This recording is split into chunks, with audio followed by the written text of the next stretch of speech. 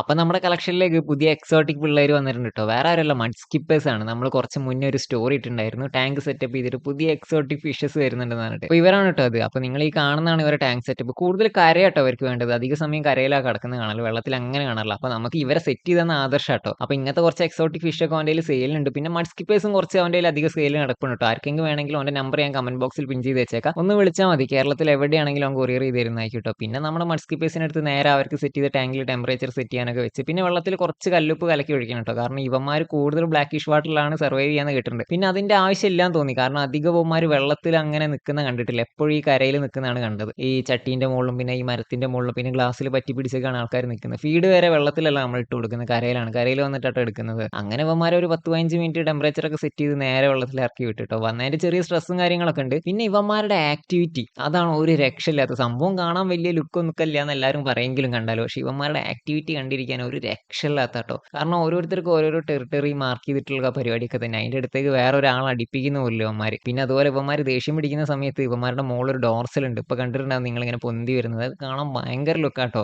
ഏകദേശം ഒരു 2-3 മാസം മുന്നേ ഞാൻ ആദർശിന്റെ അടുത്ത് പറഞ്ഞ കാര്യട്ടോ, ഇവന്മാരെ കിട്ടണം നമുക്ക് എന്തായാലും മേടിക്കണം. അങ്ങനെ ഓനെ എവിടെ നിന്നൊക്കെ തപ്പി പിടിച്ച് കൊണ്ടുവന്നാണ്. കാരണം ഇവന്മാരെ കോമൺ ആയിട്ട് അക്വേറിയം ഷോപ്പിലൊന്നും നമുക്ക് അങ്ങനെ കിട്ടില്ല. കേരളത്തിൽ തന്നെ വളരെ കുറച്ച് മാത്രമേ ഞാൻ കണ്ടിട്ടുള്ളൂ, എറണാകുളം തിരുവനന്തപുരം ഭാഗത്ത്. പിന്നെ ഫീഡിന്റെ കാര്യം നോക്കുകയാണെങ്കിൽ ഇവന്മാർ പൊതുവെ ലൈഫ് ഫീഡ് കഴിക്കുന്നവരാണെന്നാ കേട്ടത്. ബ്ലഡ് വേംസ്, കൂത്താടി അങ്ങനെയൊക്കെ. അപ്പൊ നമ്മുടെ ഉള്ള പിള്ളേർക്ക് അങ്ങനത്തെ ഒരു പ്രശ്നമില്ല കേട്ടോ. നല്ലപോലെ ഡ്രൈ ഫീഡ് എടുക്കുന്നുണ്ട് നമ്മുടെ ഫിഷ് ഫുഡ് കോമൺ ആയിട്ടുള്ള. അപ്പൊ അതുകൊണ്ട് ഇനി ലൈവ് ഞാൻ ശീലിക്കുന്നില്ല. അപ്പൊ ഇവന്മാരെ കുറച്ച് സ്റ്റോക്ക് കൂടെ അവൈലബിൾ ആയിട്ടുണ്ട് ആദർശനിൽ. അപ്പൊ വേണ്ടവർ പെട്ടെന്ന് തന്നെ മെസ്സേജ് അയച്ചു. അപ്പൊ ഇന്നൊരു കുഞ്ഞു വീഡിയോ ആണ്. ഇഷ്ടപ്പെട്ട എല്ലാവരും കൂടെ ലൈക്ക് ചെയ്യുക, ഷെയർ ചെയ്യുക, സബ്സ്ക്രൈബ് ചെയ്യുക. Thanks for watching.